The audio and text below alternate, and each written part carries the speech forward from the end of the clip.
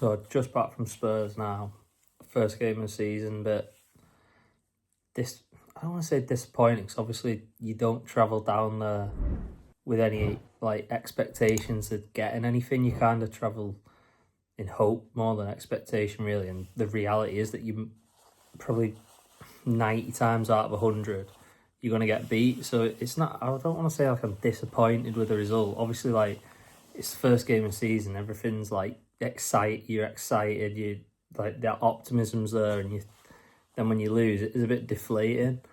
I don't know, I'm kind of in two minds with the performance. I thought first 10 minutes were a bit of a car crash. I think the new system didn't really look like it was working. It was just, we were getting pulled everywhere. Spurs just had everything. It was a case of, it felt like the goal was coming even after we should have been behind after 30 seconds really, but for Dubravka's save. And it was just wave after wave. We were literally pinned in our own box. You thought, oh, we're never going to get out. And then, the goal, I think, weirdly helped settle us down, because after that I think for the last 35 minutes of the first half, we were actually the better team. Listen, I don't think we created anything clear cut. I'm not saying we did, but we had a lot of the play. We had more of the shots, I would imagine, without diving into stats before someone tells me that that's factually wrong. I don't know for certain, but it felt like we did. Hannibal's free kick, Laurent, Foster went through, nearly got through again, and it just kind of felt like a goal was coming for them. I felt personally we were going to score. I felt we're on top here, we're going to score, but we just lacked that bit of quality maybe, or invention. I don't know, to create something clear cut, because I don't think we created anything clear cut in the entire first half that I can not that I can remember anyway. There's obviously the big talking point from the first half is the penalty. I do think it was a penalty. I think purely because anywhere else on the pitch it will get given. At the time I tweeted, I thought it was a pen and a red card. I'd probably, now I've seen it back and probably stewed on it for near 4 hours on the way home. It's probably not a red. I don't think it's a red card, because I don't think he's denying an obvious scoring opportunity. Anthony's not going to get there, but I do think it's a penalty. I'm yet to see or hear a justifiable argument as to why it's not a penalty, because if it happens outside the box, he'd give a free kick. I can't believe VAR checked and cleared it. Well, I can actually, but listen, that's the way of the world. The Big Six bias in the Prem is unbelievable, and we're going to have to get used to that. So I'm not going to sit here and moan too much about it, but it 1-0, it does change the game. It changes the feel of the game. If you equalise, the ground's nervy, especially after they blew a lead in midweek. It's it would have been a different game if we'd have had the chance to equalise, but such is the Premier League. You don't get them decisions at the Big Six, so we'll have to kind of deal with that. I think first half, in fact, this is probably throughout the game till he made the subs, really. I don't think the shape out of possession with the back five was right. It was I just don't think people knew the roles well enough, and that's kind of, I think, why we conceded as well. It was in between Richarlison was in between Ekdal and Walker, and I looked at him and it was they were looking at each other as to say, well, he was your man. And no, he was kind of chuckle brotherish, where they were looking at each other thinking whose man is he, because I don't think they even knew. In midfield, Hannibal was, I think he played on the right from how I could interpret for most of the time he was on the pitch, but he's got a free roll, and then I don't know, it just didn't work. I out of possession, I don't think it worked. In possession, I thought we looked quite competent, we looked good, but out of possession, just didn't think it was right. I mean, I've banged the drum for weeks now. I don't like the back five. I don't like it, because it's not a system that you can just turn on and just randomly. You can't. It just doesn't work like that. I could be wrong, and as I often am, But I can't remember any other like teams of our level, or even in world football, really, many teams who play three at the back successfully. Like I can't genuinely tell you of many. I know Chelsea have under Conte, and I think they did under Tuchel.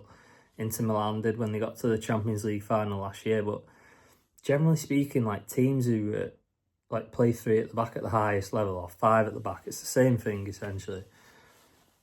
Like to the highest level, there's so few and far between. But for smaller teams to come up and play that way, it's so hard because you lose that man in midfield often, which is essentially what we did because Hannibal's kind of like covering more of the right and Anthony's covering the left back.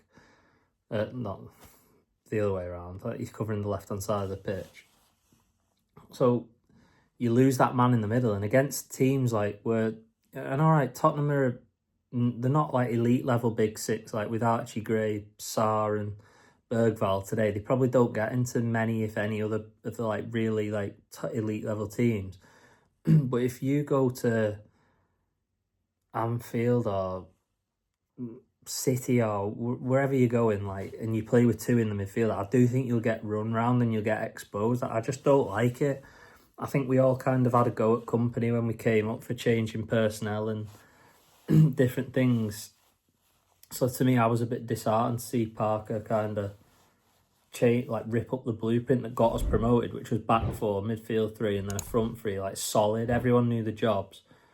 And kind of like we've ripped that up almost to try something different that is so difficult to pull off in the Prem that I think, again, like off the top of my head, I can only remember Sheffield United and Wolves under Nuno and Sheffield under Wilder, like coming up and playing it successfully as like a lower mid-level team. I can't really think of anyone else who's done it successfully. Again, if someone can tell me any other examples, that's fine, but I can't remember any.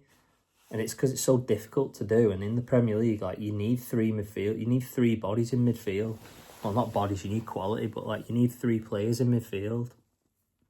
It's kind of like non-negotiable. I thought we looked more solid when we went to a back four after his I think it was his first batch of subs. I can't 100% remember. I think did he take Son and Laurent off first, was it? And then I think he went to a back four with his first subs, but I could be wrong, but I think he did.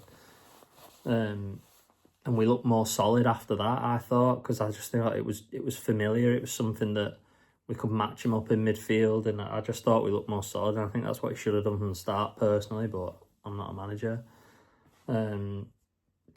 Look, this season's going to be difficult, and we all knew that. We still need players in. We need quality. I think we need quality at centre half. I don't have anything. I feel really bad like coming on here and picking individual players out after one game, and we weren't that bad. Like, let's have it right, we weren't that bad. But you know, I don't think you can go through a full season with Ekdal at centre half. Personally, I just don't think you can. No more than you can if you're gonna play a back five, and that's what he's gonna do. Which I don't think he will do all season. It'll be in dribs and drabs.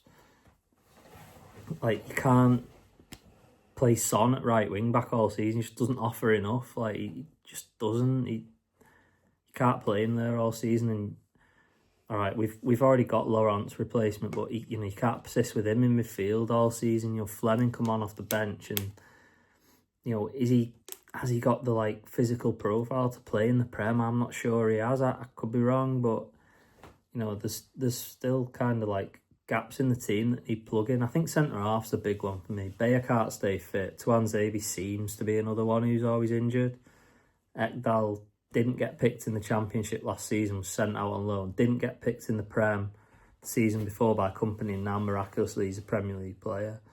Like, Josh Laurent never played the Premier League in his life. Like, 500,000 signing. We can't expect him to be like the go-to man in midfield. Like, you just can't. Football doesn't really work like that.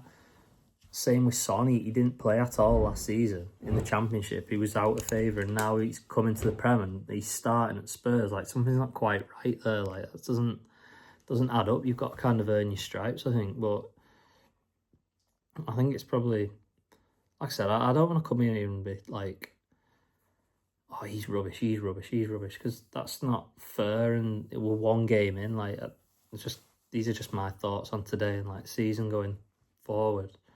And we've got a massive game next week, and it's, again, it feels weird saying it, 2 games in, but it feels like a must-win game, because if you go 6 points behind Sunderland after 2 games, it's so difficult to claw it back. Like, we know how difficult it is to win 6 points in this league, so to win 6 more than someone, like, with 2 less games, it is difficult.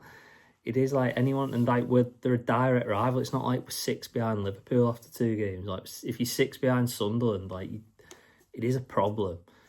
But it's a 38 game season. That's the other side of the argument, and Sunderland might finish on 60 points, and they're nowhere near it. You don't know, and you might be competing against West Ham instead. You just don't know at this stage of the season. But in my opinion, if you get beat by Sunderland, I'd struggle to see where the next point comes from, or the first point. But listen, 1 game in, and just take it from there. It's been a long day today, and hopefully there's not many more trips like that this season.